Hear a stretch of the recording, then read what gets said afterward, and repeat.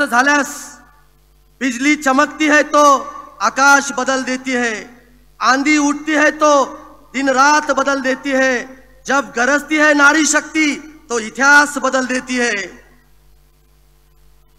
इतिहास बदलण्याचं सामर्थ्य असणाऱ्या या नारी शक्तीचं प्रतीक असणाऱ्या महामहिम राष्ट्रपती द्रौपदी मुर्मू मॅडम यांच्या रूपानं उदगीर या आपल्या भूमीत राष्ट्रपतींचं झालेलं आगमन हे उदगीरच्या इतिहासातील सुवर्ण पान आहे। महामहिम राष्ट्रपति जी उदयगिरी बाबा और ख्वाजा सैयद सदरुद्दीन बादशाह की इस पावन बस्ती में आपका आना इतिहास में स्वर्ण का पन्ना है। या कार्यक्रमास उपस्थित असणारे महाराष्ट्राचे लाडके मुख्यमंत्री एकनाथ शिंदे साहेब यांचा कामाचा धडाका महाराष्ट्राने पाहिला आहे। 18 तास काम करणारे मुख्यमंत्री सतत जनसेवेसाठी कार्यरत असतात। महाराष्ट्राच्या विकासात अत्यंत महत्त्वाचे योगदान देणारे कार्यक्षम व तडफदार नेतृत्व म्हणून ज्यांची ओळख आहे ते उपमुख्यमंत्री नामदार देवेंद्रजी फडणवीस साहेब यांचा अभ्यासू व कर्तबगार नेतृत्वाने कार्यक्षमतेचे उत्तम उदाहरण उभे केले आहे।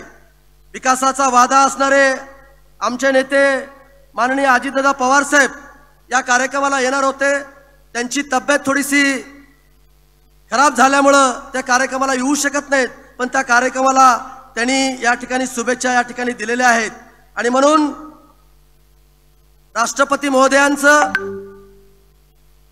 राज्यपाल महोदयांचं, मुख्यमंत्री उपमुख्यमंत्री आणि व्यासपीठावर सर्व मान्यवरांचं मी जिल्ह्याच्या वतीनं पहिल्यांदा मनपूर्वक स्वागत करतो।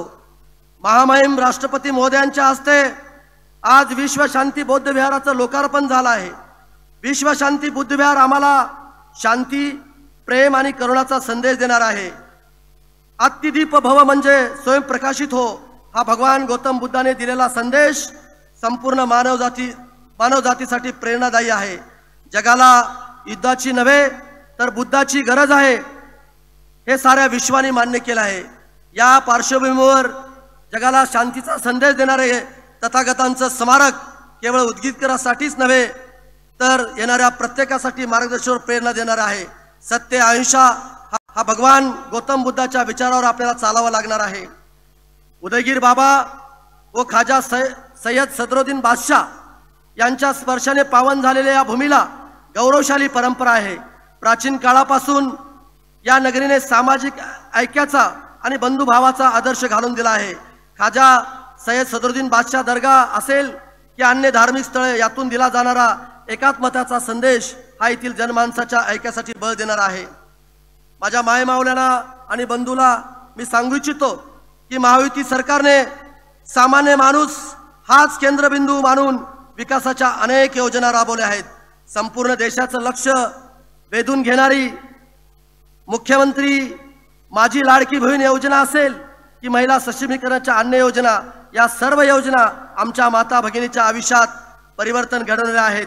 पुरोगामी महाराष्ट्रात महिलांच्या बाबतीत अत्यंत सकारात्मक असणाऱ्या या शासनाने माता भगिनीच्या जीवनात नवा प्रकाश त्या ठिकाणी आणलेला आहे। मित्रांनो, आज माननीय मुख्यमंत्री आणि देवेंद्र फडणवीस साहेब त्या ठिकाणी आहेत। हे दोन्ही आणि आमचे नेते अजितदादा पवार साहेब हे तिन्ही नेते या महाराष्ट्रामध्ये काम करणारे नेते म्हणून या महाराष्ट्रामध्ये त्यांची ओळख त्या ठिकाणी निर्माण झालेली आहे। आणि म्हणून त्यांच्या सर्वांच्या आशीर्वादानं आणि तुमच्या सर्वांच्या आशीर्वादानं या भागाचा लोकप्रतिनिधी म्हणून मला या ठिकाणी संधी मिळाली आणि मागच्या 5 वर्षात उदगीर मतदारसंघाचा चेहरा मोहरा बदलण्याचा प्रयत्न प्रामाणिकपणे मी या ठिकाणी केला। विकासाचा बॅकलॉग अनेक वर्षाचा भरून काढला आहे। भविष्यातील विकासाचे नियोजन त्या ठिकाणी केलेलं आहे।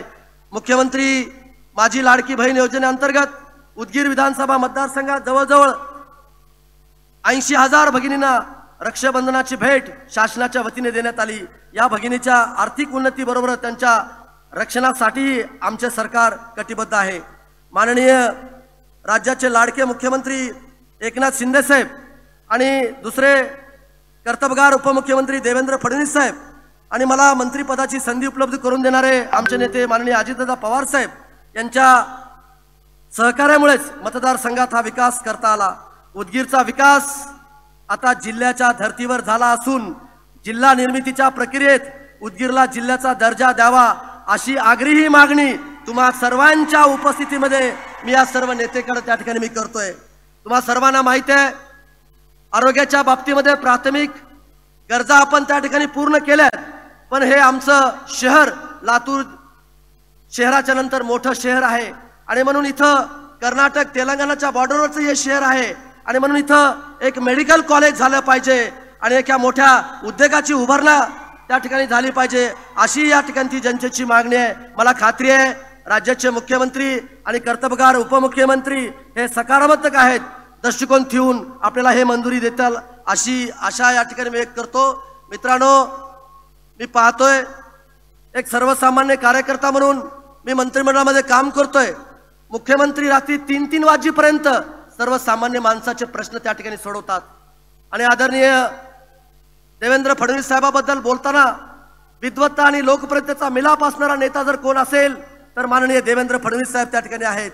आज मुंबईमध्ये आणि महाराष्ट्रामध्ये प्रचंड मोठं इन्फ्रास्ट्रक्चर उभा करून एक नवा महाराष्ट्र उभा करण्याचं काम या नेत्यांनी त्या ठिकाणी केलेलं आहे आणि म्हणून परत एकदा या उदगीर शहरामध्ये राष्ट्रपती महोदया, राज्यपाल महोदय, मुख्यमंत्री, उपमुख्यमंत्री सर्व मान्यवर या ठिकाणी उपस्थित राहिले त्याबद्दल मी त्यांचं मनपूर्वक या भागाचा लोकप्रतिनिधी म्हणून मी स्वागत आणि आभार व्यक्त करतो। थांबतो। जय हिंद, जय महाराष्ट्र। धन्यवाद सर। आता माननीय राष्ट्रपती महोदया श्रीमती द्रौपदी मुर्मू मॅडम यांचं स्वागत आयोजकांच्या वतीने केलं जाईल। मी माननीय मुख्यमंत्री महोदय श्रीयुत एकनाथ शिंदे सर, माननीय उपमुख्यमंत्री महोदय श्रीयुत देवेंद्र फडणवीस जी, माननीय क्रीडा आणि युवक कल्याण आणि बंदरे मंत्री श्री संजय बनसोडे जी यांना विनंती करते की त्यांनी राष्ट्रपती महोदयांचं स्वागत करावं।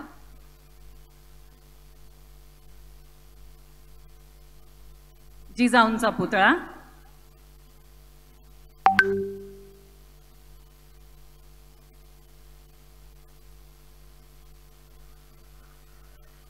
उदगीर किल्ल्याचे छायाचित्र असलेली फ्रेम